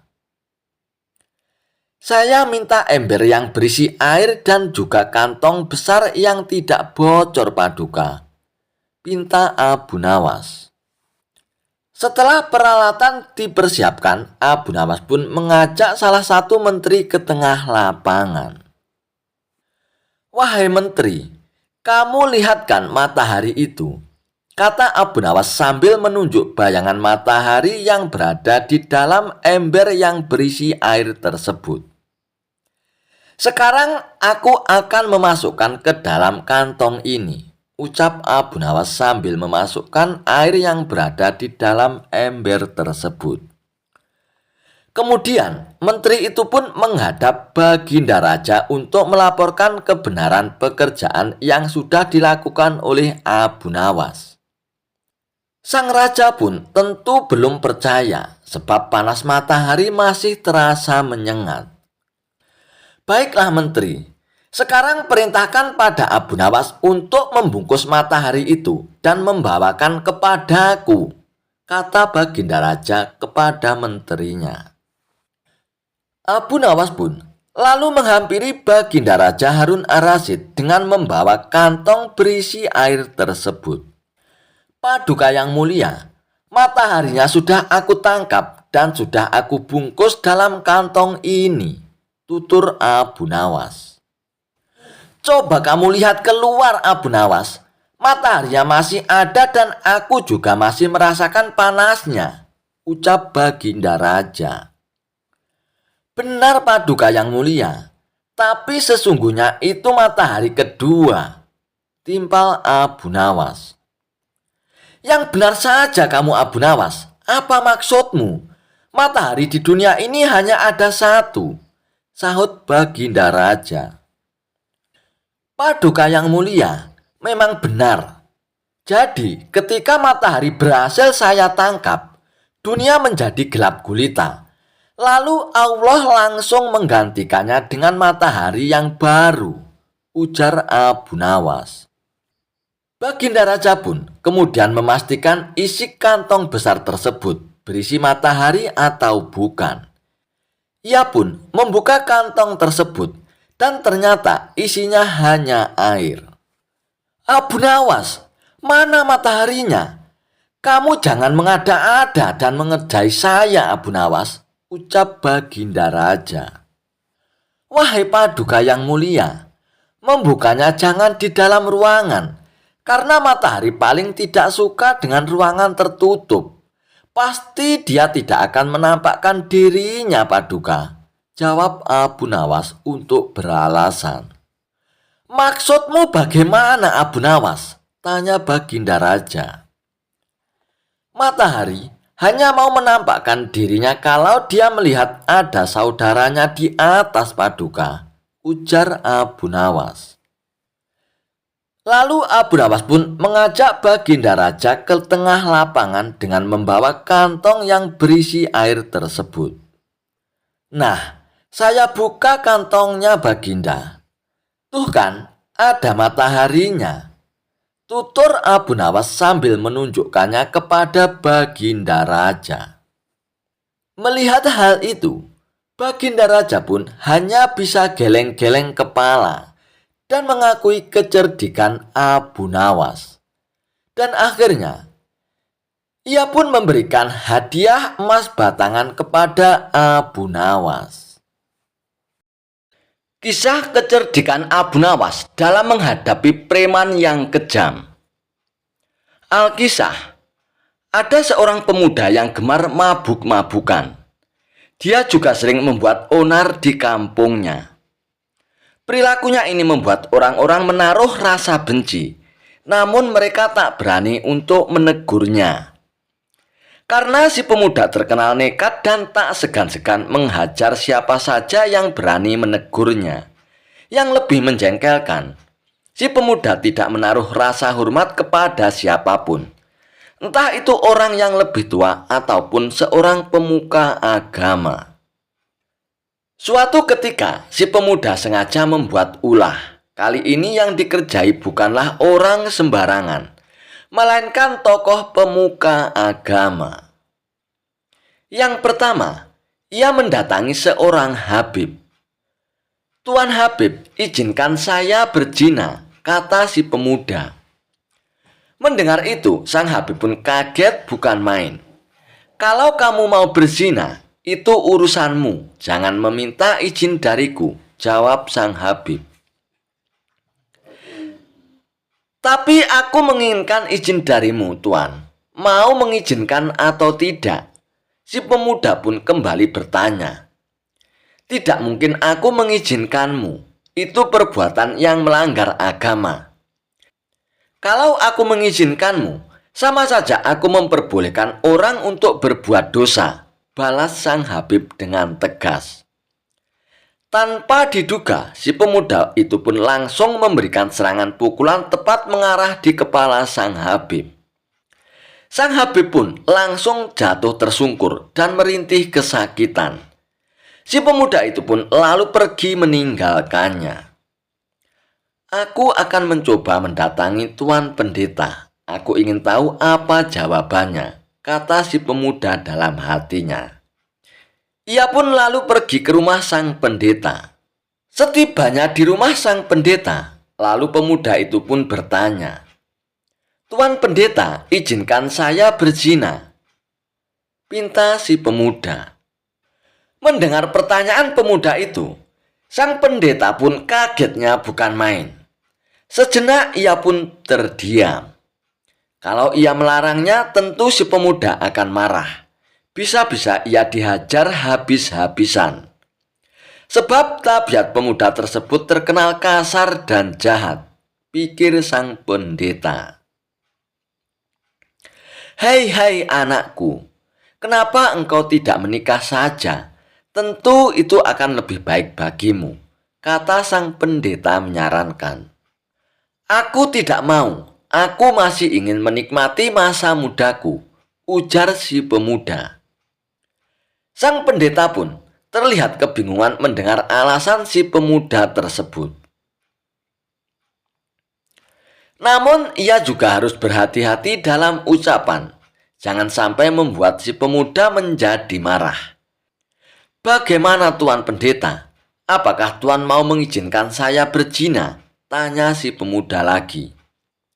Hati sang pendeta menjadi berkecamuk. Kalau ia mengizinkan, sama saja ia memperbolehkan orang untuk berbuat dosa. Tapi kalau ia melarang, si pemuda akan menjadi marah dan tentu saja si pemuda akan menghajarnya. "Wahai anakku, saya sangat sayang kepadamu. Tidakkah engkau tahu bahwa siksa api neraka itu sangat pedih? Aku tidak ingin kamu masuk ke dalamnya, hanya karena perbuatanmu itu, anakku," kata sang pendeta menasihati. "Maksud Tuan Pendeta apa? Mati saja belum sudah bicara tentang neraka. Tuan mau mengizinkan saya berzina atau tidak?" tanya si pemuda lagi mulai emosi. "Maafkan saya, nak.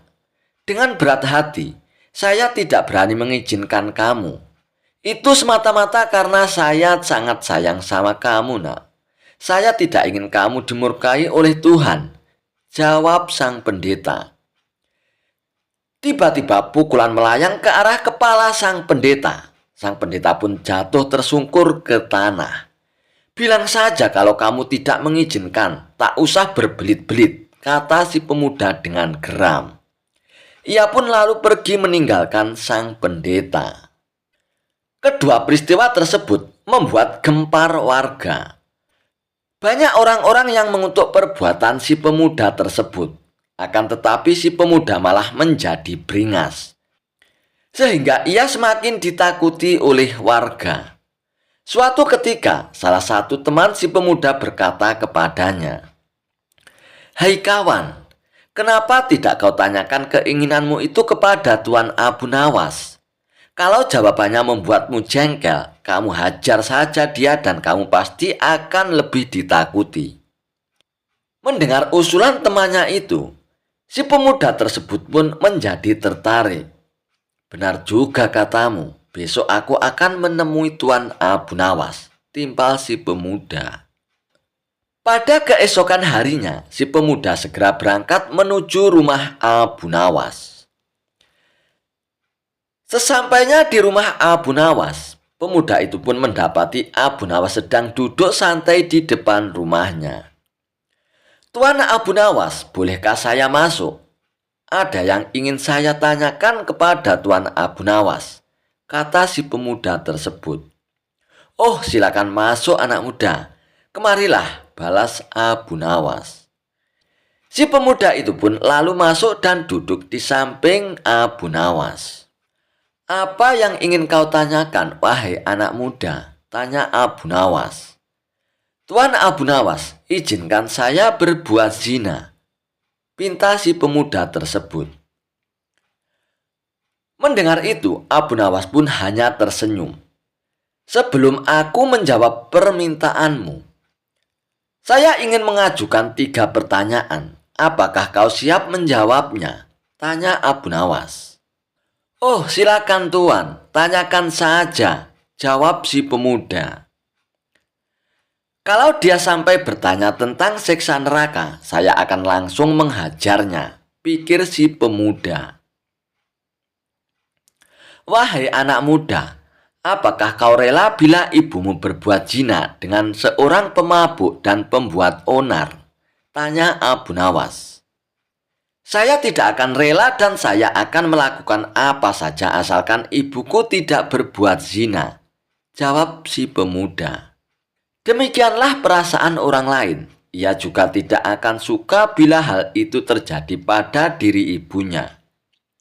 Wahai anak muda, kelak nanti bila engkau mempunyai seorang putri, apakah engkau rela bila putrimu berzina dengan seorang pemabuk dan pembuat onar?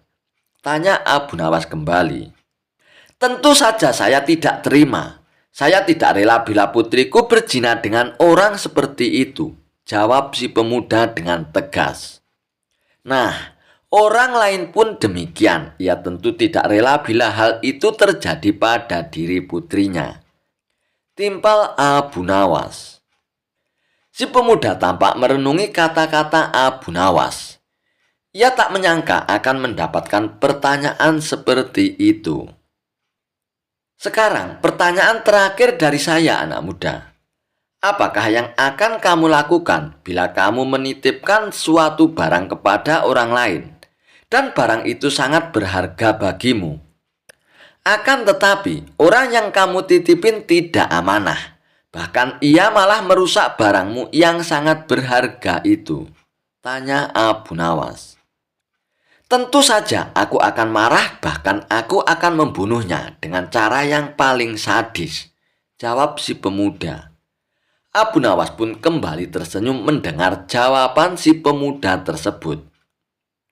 Kemudian Abu Nawas kembali berkata, jasad kamu, nyawa kamu, sejatinya adalah titipan Allah yang berharga, yang Allah percayakan kepadamu. Tapi bila engkau mengotori dan merusaknya dengan perbuatan bejatmu, lalu kamu menghadap ke hadapan Allah, kira-kira apa yang akan Allah perbuat kepadamu? Tiba-tiba suasana pun mendadak jadi hening. Tanpa diduga, si pemuda langsung menangis dan duduk bersimpuh di hadapan Abu Nawas. Tuan Abu Nawas, saya tidak sanggup membayangkan siksaan yang akan Allah berikan kepada saya. Saya ingin berbuat tobat. Tuan Abu Nawas, bimbinglah saya agar Allah berkenan memaafkan dosa-dosa saya, kata si pemuda sambil menangis sesegukan. Berkat bimbingan dan nasihat Abu Nawas, si pemuda ini pun kembali ke jalan yang benar. Sifatnya yang jahat dan kejam kini berubah menjadi pribadi yang santun. Si pemuda tak lagi dibenci oleh orang-orang, namun sebaliknya, kini ia dicintai dan disambut hangat oleh masyarakat. Kisah Abu Nawas. Cara agar hutang cepat dibayar. Utang piutang memang hal yang biasa. Namun menjadi tidak biasa kalau ada orang yang susah membayar hutangnya. Apalagi kalau ada teman yang tidak mau bayar utang. Pasti bikin kesal saja. Tapi tenang saja, Abu Nawas punya cara agar utang itu cepat dibayar. Mau tahu caranya? Begini ceritanya. Saat Abu Nawas menagih utang dengan temannya yang tidak mau bayar. Rumah Abu Nawas konon pernah didatangi Abu Jahil yang terkenal pelit. Ia lalu menjelaskan tujuan kedatangannya, ia ingin meminjam uang 100 dinar. Tentu saja Abu Nawas terkejut mendengarnya. Dari mana saya mendapatkan uang sebanyak itu, Abu Jahil? Kata Abu Nawas. Ayolah Abu Nawas, aku yakin kamu pasti ada. Pinjami aku selama sebulan saja, Abu Nawas, pinta Abu Jahil. Awalnya Abu Nawas tidak mau mengabulkan permintaan Abu Jahil. Namun karena terus mendesaknya, akhirnya Abu Nawas pun tidak bisa menolak. Tapi kamu hanya berjanji sebulan saja, Abu Jahil, kata Abu Nawas mengingatkan. Ya, saya berjanji Abu Nawas. Bulan depan kebun saya akan panen. Saya pasti akan mengembalikan uang pinjaman ini kepadamu, Abu Nawas, jawab Abu Jahil. Singkat cerita, setelah 1 bulan, ternyata Abu Jahil tidak pernah mengembalikan uang tersebut. Padahal saat itu kebun Abu Jahil memiliki hasil panen yang melimpah ruah. Pak ayah Abu Jahil ini, dia tidak menepati janjinya, batin Abu Nawas. Karena membutuhkan uang, Abu Nawas pun terpaksa pergi ke rumah Abu Jahil untuk menagih hutangnya. Hei Abu Jahil, bagaimana dengan janjimu yang dulu itu? Katanya kamu akan mengembalikan uang itu dalam waktu 1 bulan, kata Abu Nawas. Abu Jahil pun menjawab bahwa dia tidak bisa membayar hutangnya. Ia beralasan bahwa uang hasil kebunnya digunakan untuk mengobati saudaranya yang sedang sakit. Jangan khawatir Abu Nawas, saya pasti akan membayar hutangku bulan depan, kata Abu Jahil. Abu Nawas pun sangat kecewa. Akhirnya, dia pun pulang tanpa membawa uang sepeser pun. Beberapa hari kemudian, Abu Nawas mendengar kabar bahwa Abu Jahil sering mengundang teman-temannya ke rumah untuk berpesta. Mendengar hal tersebut, Abu Nawas pun menjadi emosi. Kurang ajar Abu Jahil. Katanya dia kekurangan uang, tapi dia malah sering mengadakan pesta, gerutu Abu Nawas. Abu Jahil pasti tidak akan membayar hutangnya karena 1000 alasan. Akhirnya Abu Nawas pun mendapat ide untuk mengerjai Abu Jahil. Keesokan harinya Abu Nawas pun pergi ke desa seberang untuk menemui sahabatnya. Dia mulai menyusun strategi dan meminta bantuan seorang teman. Setelah strateginya matang, Abu Nawas pun segera mendatangi rumah Abu Jahil. Mengapa kamu di sini, Abu Nawas? Aku sudah bilang kan, jika akan mengembalikan utangku itu bulan depan, kata Abu Jahil. Jangan salah paham Abu Jahil. Aku di sini bukan untuk menagih hutang. Aku ingin mengajakmu bertemu dengan orang pintar, jawab Abu Nawas. Ada perlu apa emangnya Abu Nawas? Tanya Abu Jahil dengan penasaran. Begini Abu Jahil, di desa seberang katanya ada dukun pesugihan yang bisa membuat kita kaya. Aku ingin mencobanya di sana, jawab Abu Nawas. Benarkah Abu Nawas itu?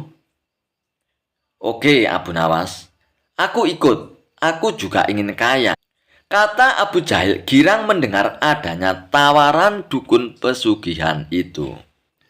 Singkat cerita, Abu Nawas dan Abu Jahil tiba di rumah dukun pesugihan tersebut. Setelah memanggil keduanya, dukun itu pun bertanya, "Apa yang kamu lakukan di sini?" Abu Nawas kemudian mengutarakan keinginannya agar ia ingin kaya tanpa bekerja. "Ah, itu mudah saja. Tapi syaratnya ada loh," kata sang dukun. "Apa syaratnya, dukun?" tanya Abu Nawas. Syaratnya harus ada yang dikorbankan. Tapi jangan khawatir, korbannya tidak harus dari keluarga. Orang lain juga bisa dikorbankan. Tapi orang lain itu adalah orang yang terkait dengan hartamu, jawab sang dukun. Apa maksudmu? Aku tidak mengerti, tanya Abu Nawas lagi.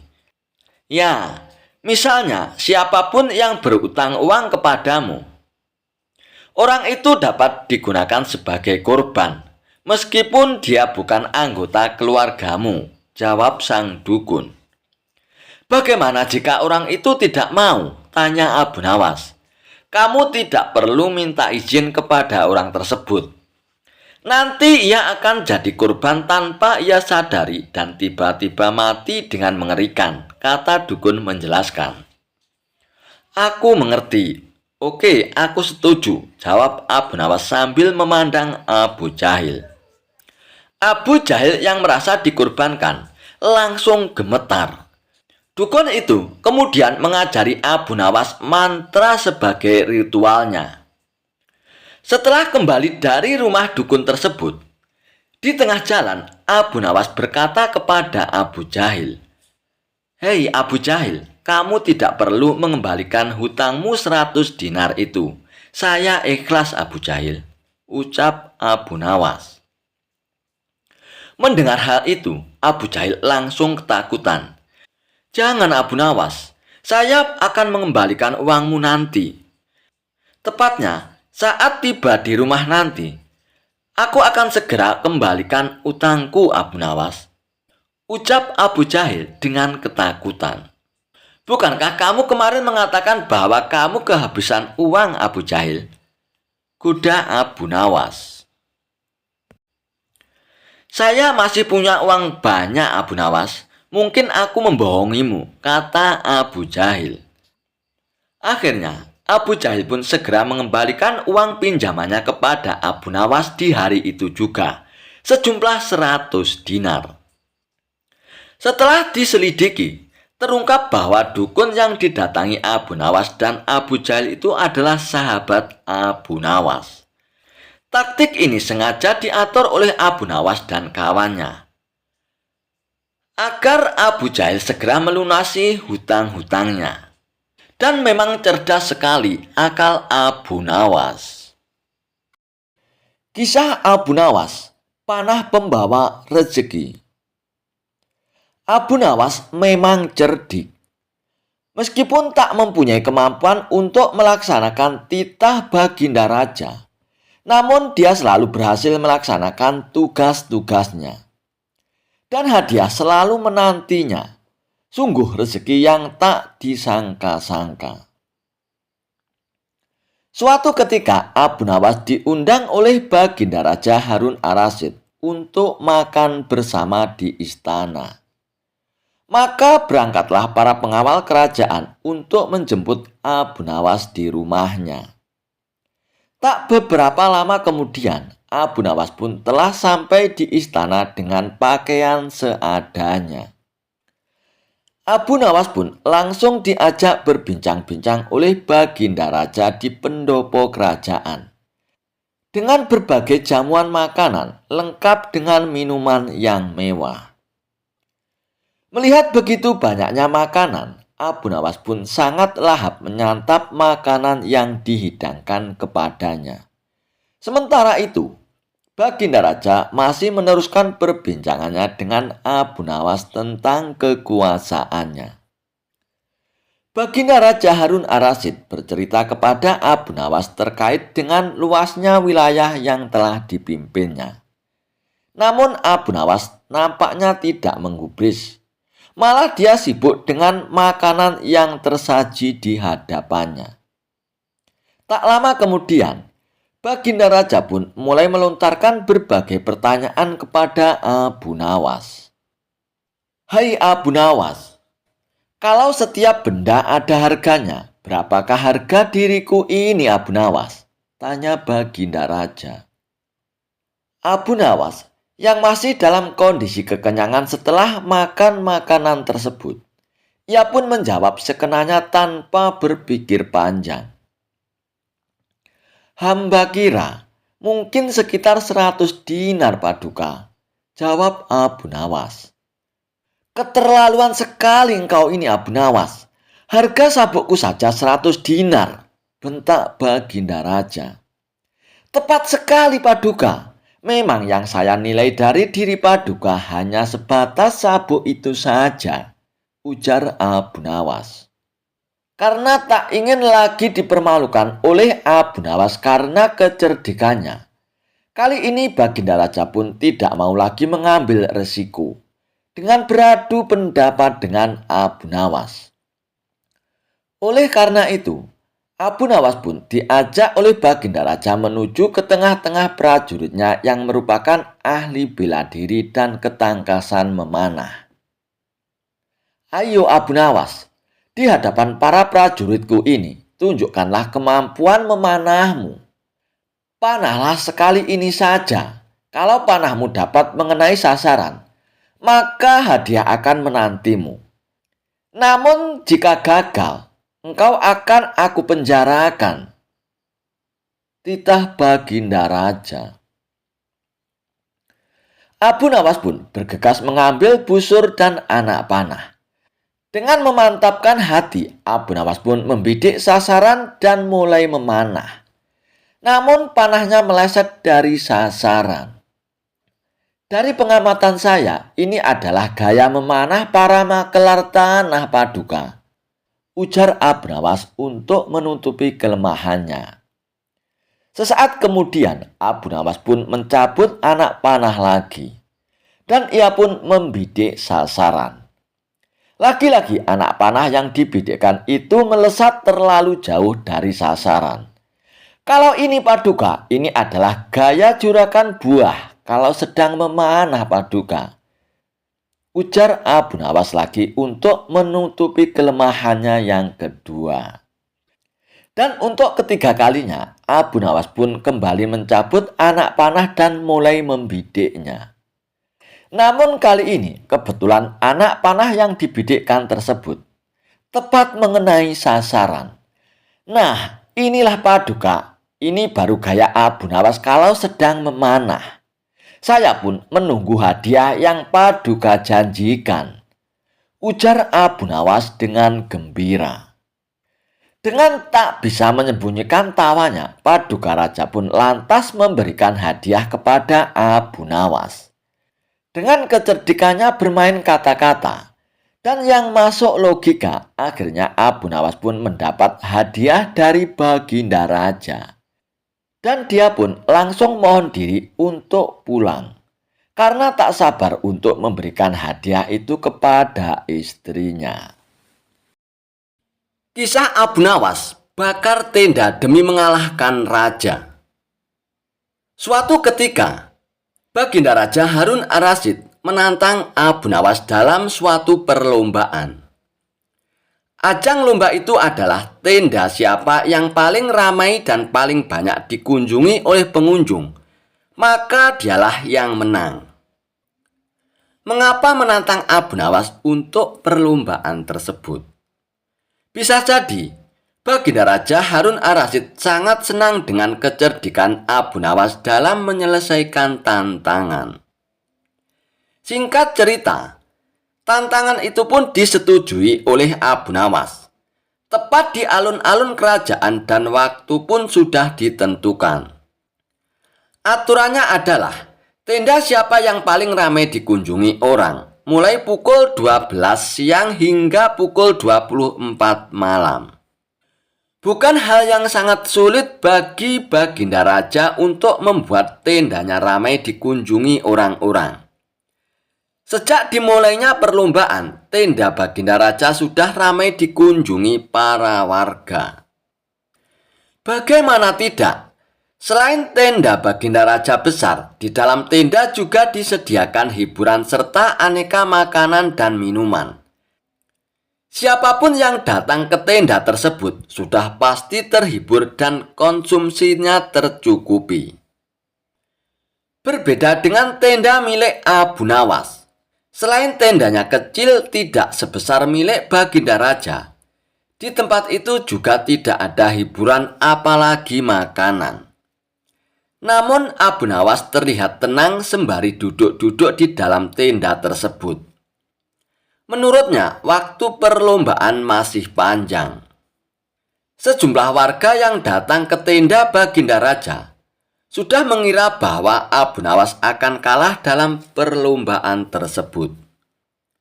Terlebih lagi, semakin malam jumlah warga yang mendatangi tenda Baginda Raja semakin banyak dan semakin banyak.